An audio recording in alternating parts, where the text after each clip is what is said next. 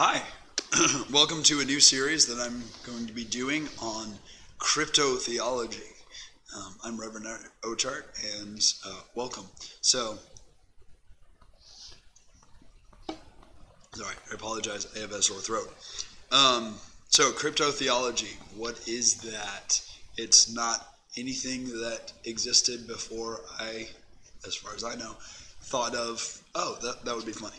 But here's the reason. So that's why I'm doing an introduction. So we live in this crazy world, right? We all know it. People like Elon Musk, who is the CEO of Tesla and SpaceX and various other things, boring, that sort of thing. He warns of the dangers of artificial intelligence. The founder of Facebook says it's no big deal. Google and Amazon are just gobbling up every last scrap of information that they can possibly get on us. They sell us speakers that listen to everything that we do, and we pay them for it and just say, oh, hey, I'm just going to stick that in my living room. Crazy. Stephen Hawking, who's a famous theoretical physicist, is desperately listening for intelligent life because he's panicked, because he thinks that will be the end of life as we know it. All around us, science fiction is turning into science fact, isn't it? And as usual, the church tends to be reactionary, if not just ignoring completely.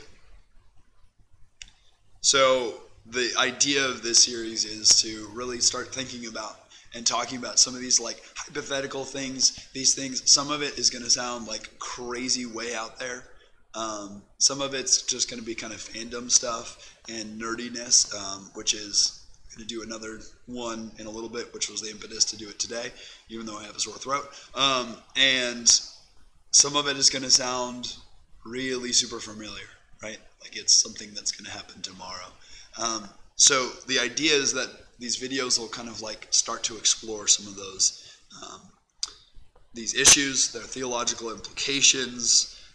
What do they mean for us as followers of Jesus Christ and sons and daughters of the living God? So this series is going to be a little bit fun, and it's going to be a little bit frightening, and hopefully a little bit inspirational as we start to think about these sorts of things. So cryptotheology, what am I talking about? It's a compound word, crypto meaning literally mystery, mysterious. So there are some people who talk about cryptobiology. They're looking for Bigfoot. They're looking for Loch Ness monster, stuff like that, right? Crypto, weird, scary, maybe not scary, but weird, mysterious kind of science really doesn't have anything to do with it. That sort of thing is what I'm thinking of for crypto. And theology is literally God lover. It's the study of the things of God, of God. So the idea of cryptotheology, it's the study of the theological implications of these kind of mysterious, weird things. What it's not is kind of a mysterious theology. We're not talking Gnosticism. So if you're familiar with what that is, that was kind of a heresy or a group of heresies that cruised around in the early church, first through like 3rd, 4th, 5th centuries. And it was a bunch of people who had like these really weird ideas about theology. And like you had to become part of this secret cult, and you had to like go through all this stuff to learn that, Jesus and Satan are really brothers. Whoa! They're not, right? They're just coming up with stuff, and it's weird stuff, and it doesn't make sense. That's not what we're talking about. This is not Gnosticism writ large or redo or whatever, Gnosticism 2.0. This is, thinking about the theological implications of that kind of science fiction, science fact sort of stuff. It's also not pseudoscience as much as I can, right? I'm going to try to use the scientific method-ish when it's possible. Use available evidence. At the same time, I'm not really trying to prove anything. It's thought games, and it's thinking through the implications of stuff. So it's necessarily going to be fairly speculative. So for instance, I'm not going to argue for the existence or the non-existence of extraterrestrial life. I'm not going to give us facts or figures unless there is some that is available, right? I'm not going to go through all the, I don't know, that sort of stuff. I'm not here to prove it.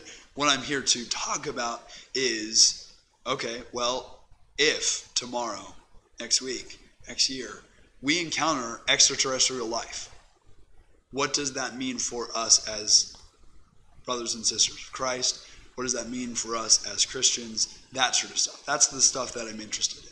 And actually, that's one of the things that's the genesis of this thing. So I was listening to a podcast. It's a great podcast. It's called Strangers and Aliens. There you go. It's a great podcast for the most part. There was one episode when kind of the main host brought up the idea of, okay, what if, it was basically this kind of premise, what if extraterrestrial life, intelligent extraterrestrial life were to be found, and what would that mean, right? And where the other host was kind of like, oh yeah, I'm kind of engaging.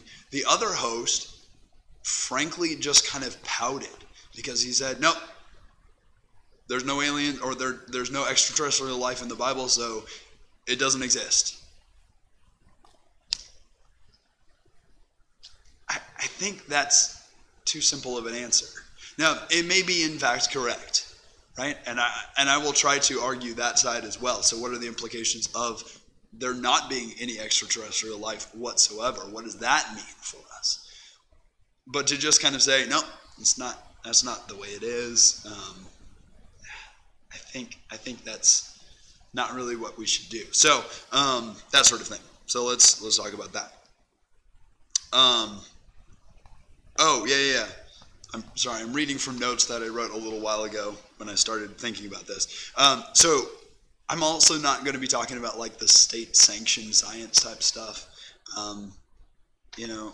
Pseudoscience, flat Earth society, that sort of stuff. No. I'm also not going to go with the like science is settled stuff, where we've all decided. There's a bunch of us who all decided that this is happening and this is the way it's going to be. Well, there's been lots of time in the history of humanity, in the history of science especially, where there was a whole lot of people who said, for instance, the Earth is flat. Absolutely, it's proven science. And a very small handful of people said, actually, let's look at the math, let's figure this out. Actually, no, here's some proof that it's not that way. It was not about how many people are on your side versus how many people are on the other side. Right? I'm not getting into that. So anyways, I'm also not talking literalism. Okay? The Bible is not a scientific text. We know this. That's not a heresy to say that. It's not, or at least it's not a scientific text in the way that we talk about it. Right? Scientific method, empirical evidence, all that sort of stuff. That's a very modern set of understandings of how do we gather information, how we talk about information, that sort of thing. The people who wrote the Bible were not concerned with that because that was not on their radar. So that sort of stuff. So in other words, creationism, I'm not really going to go with the Bible says it was 7 24-hour periods, end of story, boom. Shut down conversation, right? Because I don't think that's helpful. Now, absolutely, could God have created the world in 6 24-hour periods? Absolutely, He could have, right? But maybe there's more there. I don't want to. That doesn't throw scriptural authority into question, however. To imagine that God used a process described by modern science, right? By small e, at least evolution, or intelligent design, that sort of stuff. Could God use that too? Absolutely, He could have. So what I would like to do is talk about what are the implications of that. So what it is, cryptotheology is an exploration of the theological implications of various topics springing from speculative fiction, current technology, and the weird and the mysterious. It's a chance to think about issues before they come up, thinking through the hot button topics of tomorrow. So that's the idea of what this is going to be. I don't know how often I'm going to be able to do this, but it's been something that I've been kicking around for a little bit. And as I said, I'm going to be doing a video in just a minute that kind of, I wanted to do this one first and kind of kick it off. But I'll be doing these as time goes on. If you have ideas about a topic you would like me to think about and discuss and that sort of thing, let me know. Reach out to me either through YouTube, reach out to us on our website, faithpresbyteriansc.com. Like this video, share it with somebody else that you think might be interested in this kind of weird, kooky stuff, and yeah, keep it weird. I don't know. I'm going to have to come up with a better sign-off phrase. I'm probably never going to say that again. But anyways, hope you're doing well, and I'll talk to you later. Bye.